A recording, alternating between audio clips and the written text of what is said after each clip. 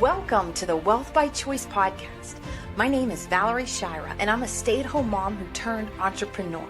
Each week, we bring you stories and wisdom from individuals who have broken the code to generating wealth. Thanks so much for being here with me today. Let's get started. All right, welcome to the Wealth by Choice podcast. Today I have with me Anne Marie Sheldon.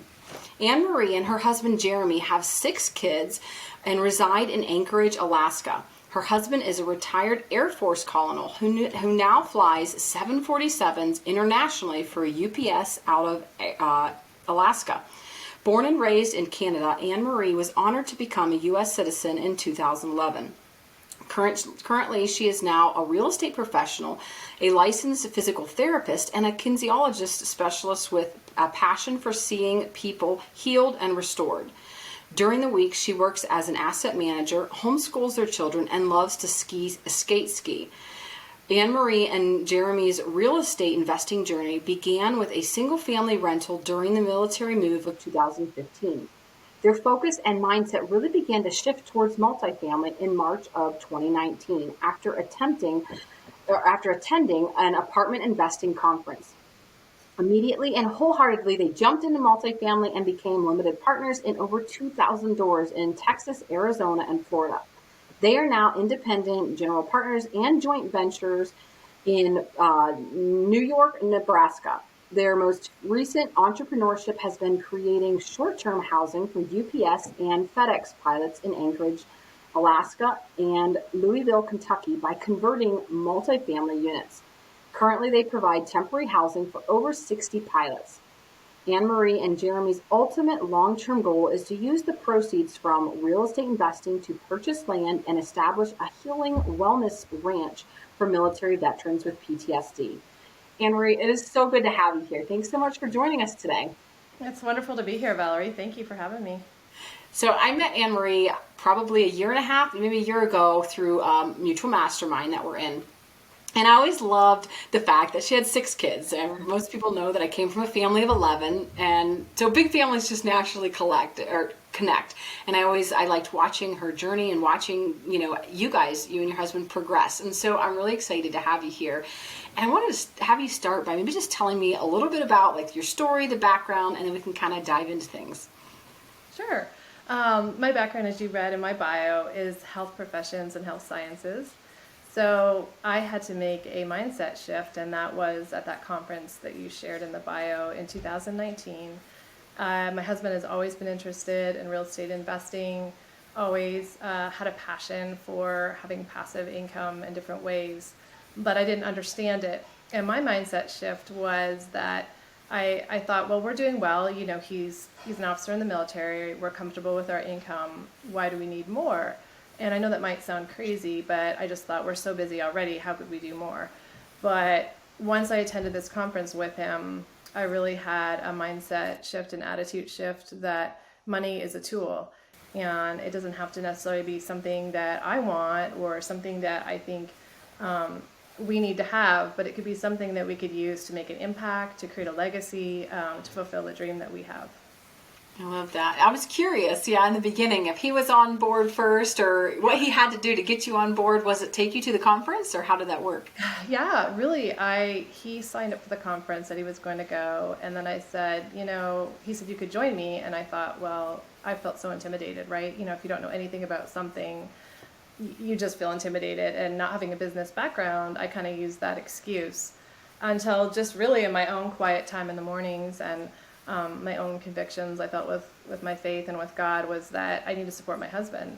And in order to support him, I need to know what he's trying to do. Because I thought this could be a time where if I'm not understanding, he could go off into his passion and area, and then I'm off doing my thing. It could be, a difficult thing in our marriage down the road.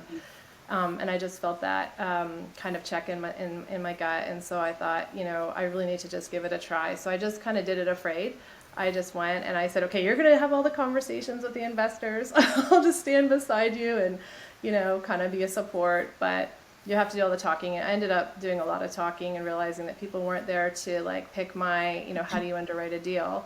They were there just to get to know each other and to see if we have common goals. So it was really empowering and really exciting. That's awesome. I love the fact that you put your marriage first, that you really thought about long term, how will this affect, if we're kind of going down two different roads, and just that you felt convicted that you should really support your husband. That's a beautiful thing that I think a lot of marriages may lack, and I love that you shared that with us. Can we talk a little bit, okay, your first real estate deal, had you already done that? Had your husband kind of done one on his own, or did you guys both get into your first deal together? So really the first thing that happened when we kind of stumbled into it was a house that we didn't want to sell when we were moving with the military because the market was just average, right? We had done a lot of renovations to the house. So we ended up renting the house and then selling it 4 years later and doing phenomenal on the returns on that. And we realized, that was kind of stumbling into the real estate. And then at the conference, we learned more about the syndication side of things and how we could invest passively. And so we thought we dove right in right after the conference. Probably a few weeks later, we jumped into a couple of deals and some people that we trusted and formed some partnerships with there, and just passively invested for the first year because we wanted to learn. We pulled a fair amount of money out of savings and stocks, and not everything, but enough that we felt like we could get some solid investments going. And our goal was to learn. We wanted to be GPs, we wanted to lead out, we wanted to own properties, but at the same time, we really didn't have the knowledge, we really didn't have the experience, and we really take other people's money seriously. So we said, let's learn from these passive investments and then see where we're led to go from there. That's so wise. A lot of people just try and jump in, and if they don't know what they're doing, you hear horror stories and big mistakes and losing big chunks of money. But yes. I love that you knew that's the path you wanted to go down, but you also knew that you needed to understand the whole aspect of real estate, and that's a great move for people who might not have experience, is to partner with somebody who does and learn from them. Yeah, you mentioned the military. I want to know, were you moving all the time? How did that look for you as a family? Where did the kids come in? Was that hard, constantly moving as a family? Yeah, it was a huge adventure and exciting at the same time. That always comes with hard things, right? So we moved every 1 to 3 years, and we've lived in 10 different states. We've lived overseas, and as you heard in my bio, I'm originally from Canada. So I've lived in 3 different countries. I feel so blessed to have those different viewpoints. It was challenging to move and have children with the 6 children. They kept on, seemed to be arriving on all the moves. So I was either pregnant in the early stages or about to have the baby when we moved. And so that brought a lot of emotions, right? And if you arrive somewhere and you don't know anyone and you have a child, there's a little sense of isolation because you can't get out as much, and you don't have really friends to celebrate with that know you or have history with you. But I will say that I wouldn't trade it for the world, because I feel like it's really built in all of us a tenacity and understanding of different cultures. Just opened our eyes. It's not all about us in the United States as well. It's not all about one state or one aspect of looking at things, and I think that's transferred over into our kids' lives too. I love that. Yeah, I read a book, I think maybe a year ago, but I'm kind of revisiting. It's called The Obstacle is the Way, and it's kind of the same concept. What you're saying is sometimes that hardship, if you lean into it instead of kind of just reacting to it, it can actually make you stronger, and it looks like that's what you did for yourself and your family. Yes. As far as your kids go, do you get them involved in real estate? Do they help you? Yeah, well, to some degree. So before we moved to Alaska, we lived in New York, and we actually would go to our properties. They did, general yard cleanup. My one daughter, who is 15, 16 years old, she did some cleaning of the units here and there. We did, small projects. Like one time we all painted a unit for a purpose because, we also don't want to swing too far into it where our kids are resenting it, right? We've been there too. I just want to add that. But we do pay our kids, so we don't, there's different perspectives on that. We felt as a family that, our business could pay our kids a fair wage depending on their age, depending on the responsibility they were taking on.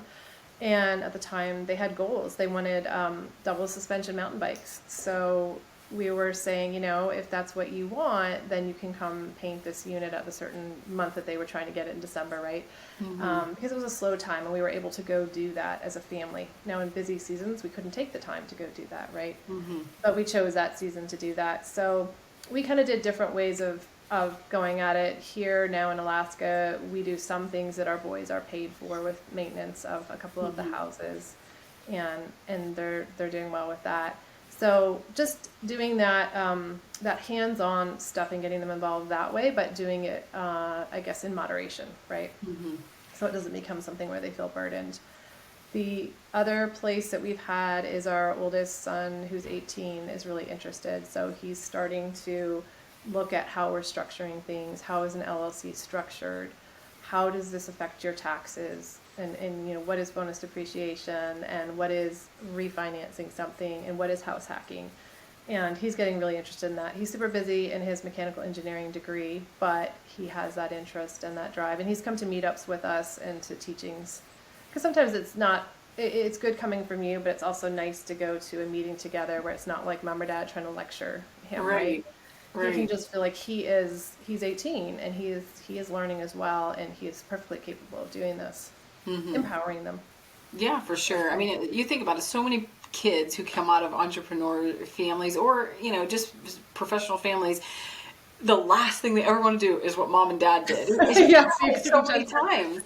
So you're aware of that, and I like how you're trying to incorporate it into your lives so that they can see the benefit, but yet not so strong that they just want to run. Yeah, we've come on a little bit strong. I think in the beginning we were super excited, and then we kind of pulled back the reins a little and recognized that. So, like learning as we've gone, really.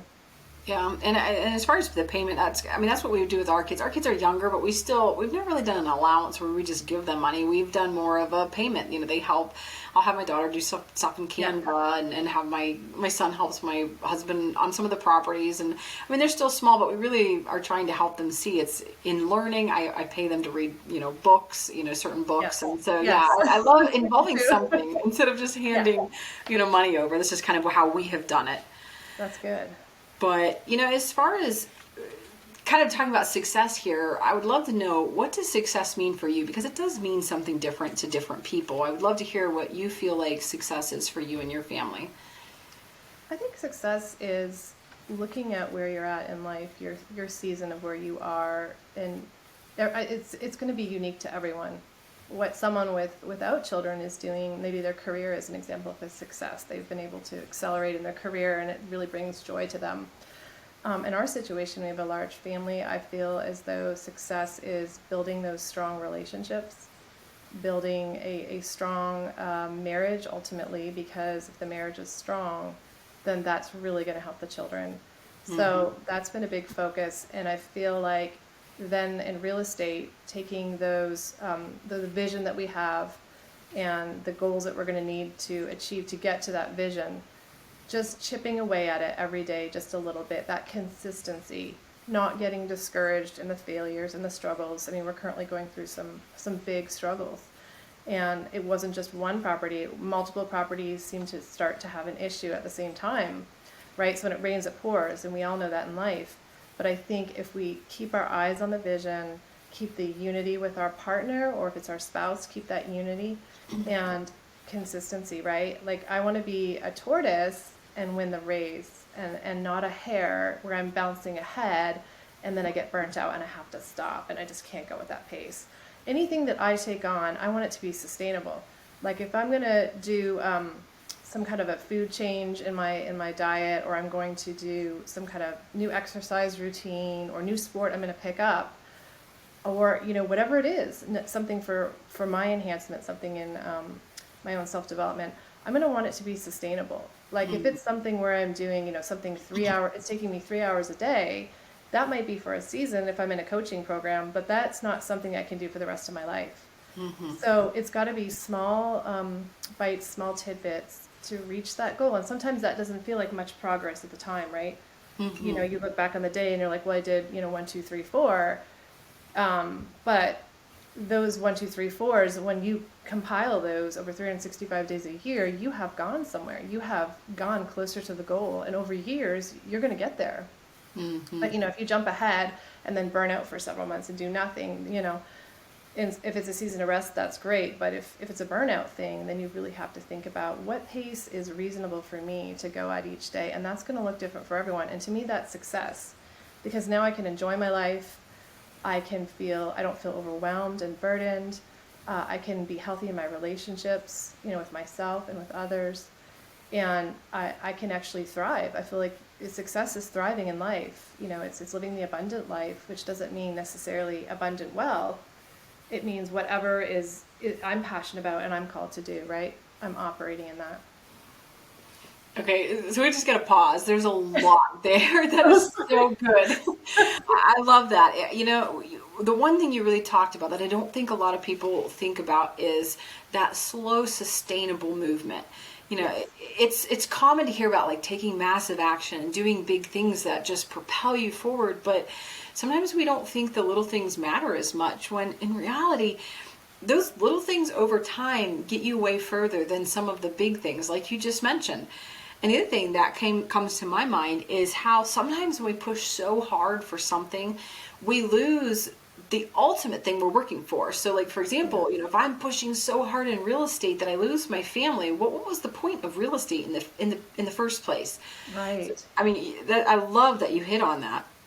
Yeah, it's got to be well-rounded, right? It's got to be balanced. And I think something that comes to my mind real quick, that I have to really give my husband, Jeremy, a lot of credit for this. I'm more of a go-getter, and it can be a good thing at times. We're good together, but he also has really great perspective. And he would always say, what's in the core? What's in the center? So if you would picture, he drew a circle for me on a piece of paper, if you will, and the center is the core. What's in the core? What really matters for our family? It could be really simple. Family meals, say 4 times a week, 5 times a week. Family devotional time, that we're going, say, to church together, that we exercise, whatever it is, right? Whatever's in the core. If something is eating away at the core, you have to remove it. Okay, and so that means sometimes and often saying no to things, right? We've heard that before. Easier said than done. But we want to look, we've got friends on the periphery, we've got family on the periphery, we want to have time with them as well. We're really also protecting that core. And we're able to dabble on the outside of the core and do other things, but then we got to come back to the core and make sure it's strong. And so he'd always say, is that going to eat away at the core? And that really struck me, because when my kids were younger, I'd be like, oh, I want to do gymnastics with them. I want to take them to whatever it is, jiu-jitsu. I want to be involved in this club. And my husband was like, well, if we do all those things, we won't have dinner together anymore. And that sounds so simple. And you can take that to any part of life, right? If you take on too many things, you might be good at them and able to do them, but is that eating away at the core of your vision? If your vision is to be here in 5 to 10 years with real estate, but you're doing all these other things, or your vision is to manage certain properties and joint ventures, but you're crazy capital raising, but that's not what you're good at, and that's not what's going to bring you to your goal. That might be awesome, and you might be good at it, but it's not ultimately bringing you to your goal. So I think for me, I was like, I could do this, I could do that. I know I could do this. I love people, but it's like, I can't do all of that. And if I do all of that, I'm going to eat away at the core of the things that are going to sustain and help us to thrive. So that's excellent. Gradually bringing things in. Yeah.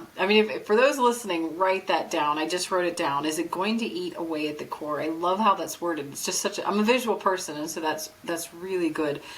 Some of the things we've done is we've established our family core values, and we've established our vision, and that's kind of I'll try and line stuff up, but I love the way that that's worded. That's so good.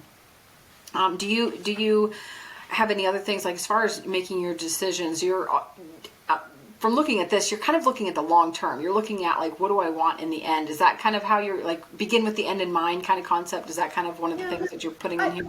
I think so. I think, some people say it's really great to have a why, and some people say having a why can make you feel like you're not getting to the why, right? So you can look at that at two different, I want to respect those two different perspectives. I will say, though, like having the why of, or if you will, the end goal of a healing place for people that with PTSD, with veterans, that's what we want to do. We want to have that land. We want to have those wellness ranches and a system, without doing a deep dive on that, when I feel like insignificant, let's say, I'll be real, I'll be transparent. I don't have a background in business. So when I get into a situation, sometimes I'm looking at different spreadsheets, I'm in a meeting, and I feel like, oh, that thought goes through your mind. Oh my gosh, I don't have a background in this. I'm not good enough to do this, right? Mm-hmm. You're doubting yourself, right? Mm-hmm. And so I've got to change my mindset, right? Take my thoughts captive and really, that's okay that I don't know everything about this. I don't have a degree in it. I can learn it. I can work at it. I can partner with it. I can go to others. I can share. It's okay that I don't know it all. I don't have to know it all. Mm-hmm. But what helps me in that situation also, that's the immediate, is looking out to that casted vision as well and saying, also, yes, I might be struggling in this moment, but this is so worth it for that, right? Because that's where we want to go. I can see that happening. I can see that vision out there, those vision boards, right? If you're looking at it visually, I'm visual, I'll see those pictures of the ranch on our vision board and I'll say, that's where it's going to. And so therefore I can persevere through the hard time here. I don't know. I feel like I said a lot there, but just that in the moment you're having to really watch how you're thinking. But I think how you're thinking is also affected by looking down the road at what you're going to go do, right? Mm-hmm. For sure. It's like anything. If you're going to homeschool and both spouses aren't on board, that's really tough, because when hard times come, and they will, your kids will challenge you. They won't want to do the work. You'll struggle. You'll feel overwhelmed at times. But if you can go to the other spouse and they're like, hey, we can get through this. Let's try this. Let's try that, right? Two people in a team can go forward if there's unity. So I also think that's really important, is having unity to get through those things. Yeah, for sure. And to kind of going off of that is something that has really helped me is realizing when I say yes to something, I am always saying no to something else. And am I okay with that? Yes. Because like you're saying, when you're saying, you'll take on these hard times, you're looking at that future. But if you said, no, I'm not going to mess with that, you're ultimately saying no to the vision and the goal that you have. Yes. Amen. That's so good. Yes. For sure. Okay. So it sounds like you are an avid learner. Are there any specific books that you recommend or that you've really enjoyed reading or learning from? Wow. Yeah, I enjoyed Tax-Free Wealth, and I'm drawing a blank on the tax CPA that wrote that. It'll come back to me. But I enjoyed that one. That really opened my eyes to this tax savings with real estate early on when we first started the journey. Mm-hmm. I also listened to a book called Crushing It, and the name and author is evading me as well, but that was a powerful book because he gave a well-rounded perspective of the highs and lows of real estate deals and things. Mm-hmm. Personal books I like to press into, I don't know, call me crazy, but Corrie ten Boom and her experiences in the concentration camps in Germany, she puts a really positive spin and restorative spin on things, so it's not really a negative read. I think it's a read that really helps me calibrate my attitude. I've read it 3 or 4 times, and I listen to the audio again. Anytime I need an attitude check on things are too hard for me, I can't do this move again, we don't have what we need, or resistance is coming, I'm like, I'm not sleeping on a board in terror at night. You know what I mean? I have so much in my life to be grateful for. And that shifts me back into an attitude of gratitude, right? Mm-hmm. And away from looking at the glass half empty. So I like books that shift my attitude and my thinking. Yeah, absolutely. And for us, going on missions trips to other countries have done that. Like, just you start to see what you have in this country. And yes. You may think, I don't have much, or I have these problems. And when you get out of your comfort zone or where you've grown up, a lot of times you see that's not necessarily true. You have a lot more than you think. Oh, yes. And a lot to be grateful for. Yes. Now, are there any specific habits that you feel like you have formed over the years that have really helped you become successful, you and your family? That's interesting. Well, in the morning, I guess, for years now, probably 20 plus years, I've set my alarm, and of course there's times that I'm tired, I don't wake up to my alarm, so I'm not perfect in that.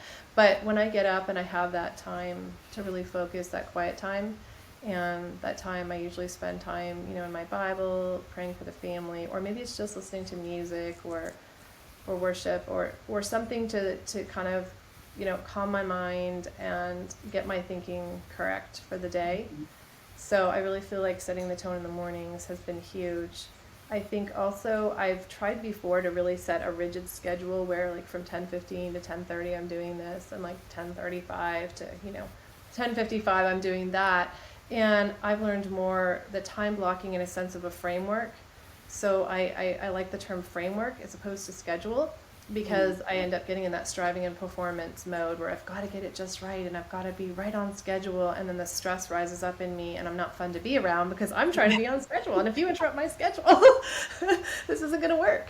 And those distractions and interruptions with a larger family, but also you could get a text that you do need to attend to, or something with the property, and so you need to be willing to not be upset with those when they're appropriate, and to know which ones to take and not. So I think just learning, like, this is a moment that I can take, this is not really a distraction or interruption, and we need to stop what we're doing here and go with this.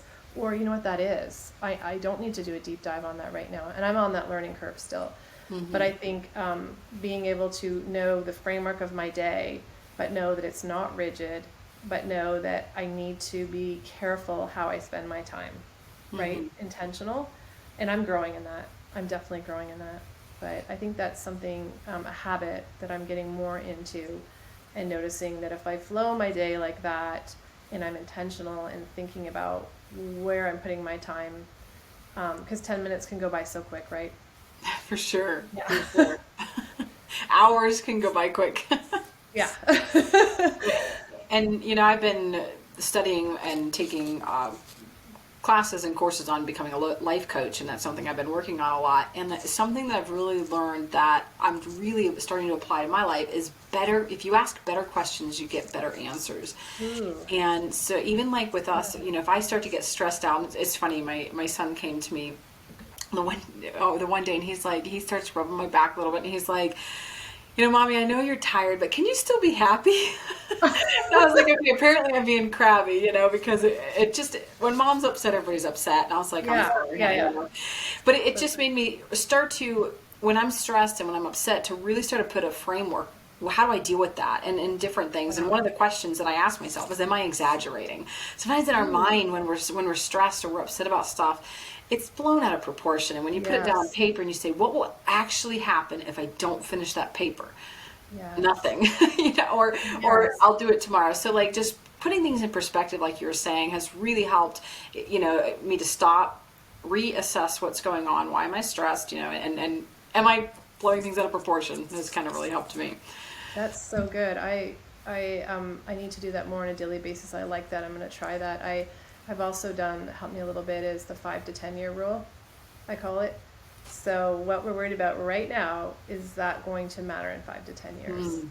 I like to ask myself, when I project this out, is this, I'm stressed about going to the dentist. Is that going to matter? The job will get done. He'll fix my tooth. Well, is that going to matter in 5 to 10 years, right? Right, exactly. Now, are there any things that come to your mind that stop people from success? I like to look at that too, because, sometimes we just study what to do that's right, but we forget to, we also want to know what you're doing that's wrong, because that's slowing you down. Is there anything that comes to mind? Wow, yes, because I can give my own personal experiences, is what you think about yourself.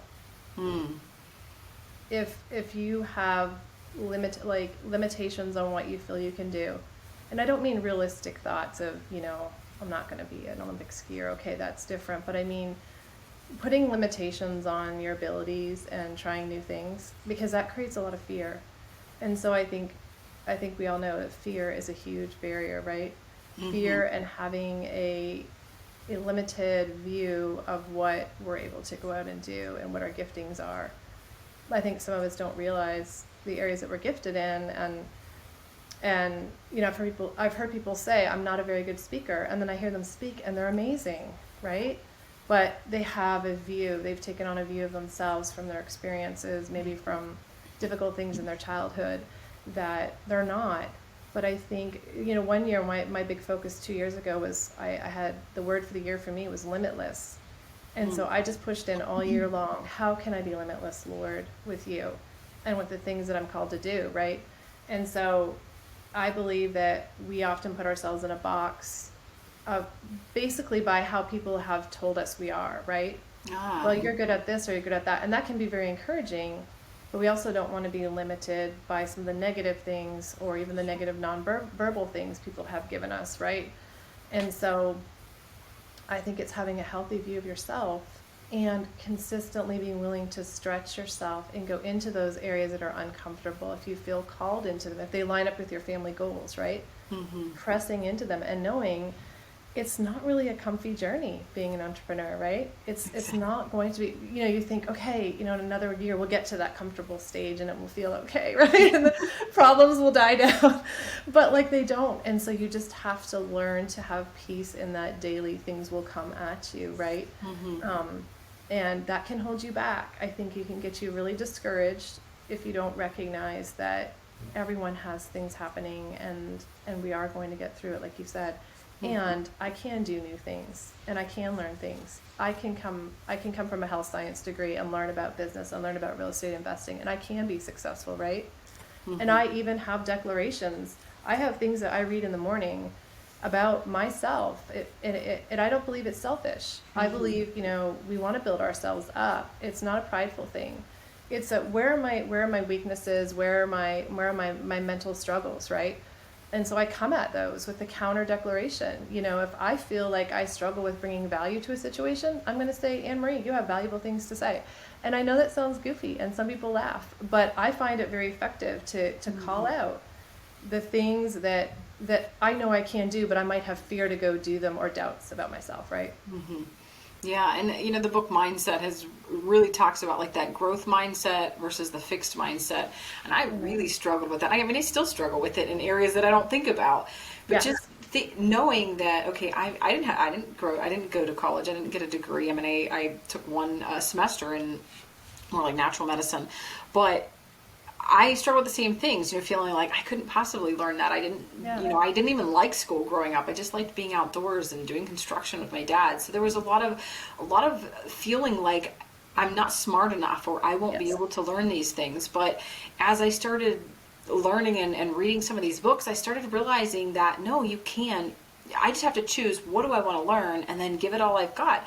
And it's amazing how much you can learn. And if you I don't want to say have faith in yourself, but pretty much if you believe that you can, and you like exactly what you're saying. I love that you're pointing that out because it does play a huge part in what you're able to achieve. Yeah, and I think we often see in other people, we see how good they are at certain things. And I've had it in team meetings. I've had it in joint ventures where I've said to partners, privately after, you're really great at that. Like, do you realize how good you are operationally? Like, you are seeing into things like I am not seeing. And maybe they've had a discouraging week or a discouraging month and they're like, oh, I didn't think that I really was doing a great job at that. And it's like, no, you are. And so I think we can do that for each other too, right? We can build each other up on teams and the team can become stronger because we don't want to all be alike on a team. And that's another tangent. We want to have different skills and gifts we bring together, but we encourage one another, right? So that we can be even stronger and higher performing altogether, right? Yeah, and that's been a struggle in our marriage that we're always saying, hey, our opposites are good, our differences are good. We have to see them that way. And that's the same as a team, because everyone thinks differently. That's a good thing if you lean into it and you value everyone's opinion and you pull it together, you're stronger. But if you're always bucking against those who don't see, exactly the way you see, you won't be able to grow because you're not opening your eyes to other possibilities. Right. Maybe I'm uncomfortable because you are stretching me. That doesn't mean it's a bad thing, right? Yeah. For sure. Well, my last question is, what are your plans moving forward? Do you have anything that you want to share of your goals and things that you're working towards right now? So, a couple things. I'll share on the real estate side. We're continuing to grow the crash pad business, which is pilot rentals for UPS and FedEx pilots. They just need a place to live wherever they're hubbed out of for 3 to 4 days a month, and a lot of them don't want to do hotel rooms for different reasons. So we are growing that more into the multifamily business like we shared in the bio, and so we're taking apartment complexes and gradually turning units into pilot rentals where they're actually there for usually a year or two. So it's not really a short-term rental, it's not really a long-term rental model. It's kind of almost like a student housing dormitory type model, but they have their own beds. But anyways, we are growing in that. We are systemizing it more, and just trying to figure out how that looks with property management, because that's a unique style, right? Because we have to do the lease ups with pilots. They want that contact with my husband, who's another UPS pilot. So that's kind of a very specific kind of niche that we're learning and growing in. Personally, I am growing in, well, definitely asset management, also growing in, I'm getting some personal coaching just on won't do a deep dive on it, but just on a personal side to grow in, what my giftings are. I've been taking classes and I'm in a coaching program now, just to grow in the confidence of, how I'm wired and how I'm connecting, with my faith and during the day, and how I'm thinking, right? My mindset, and how can I improve that? So I'm doing like a deeper dive on that for the next 3 months. Well, that's exciting. That's exciting. Well, I mean, I really appreciate all the value that you've added today. You've shared a lot of good takeaways, things that people can take home and just really think about, evaluate their lives, and maybe kind of look at some of the decisions they're making and change some things. And I really appreciate that. Listen, if somebody wants to get a hold of you, what would be the best way? So I'm pretty much Anne Marie Sheldon, which is with a D, and I know that's kind of a unique name. My name has an E on the end of Anne, and I'm on LinkedIn, I'm on Instagram, and I'm on Facebook. We're working on a website right now, so that's not a great place yet, but it will be again. So yeah, that's where you can reach me. I love to meet new people. I love to connect. So feel free to reach out. And thank you so much, Valerie, for having me on your podcast. This is wonderful. Absolutely. Well, Anna Marie, I really appreciate it, and I hope you have a fantastic week. You too. Thanks. Bye. Thank you for joining us today. I'm so grateful that you took the time to invest in yourself and to learn with me today. If you're interested in joining a group of like-minded people, I want to personally invite you to our free networking group where you can make connections and build relationships with people who are working together to generate wealth. Just click the link that is included in the show notes, and I hope to see you there.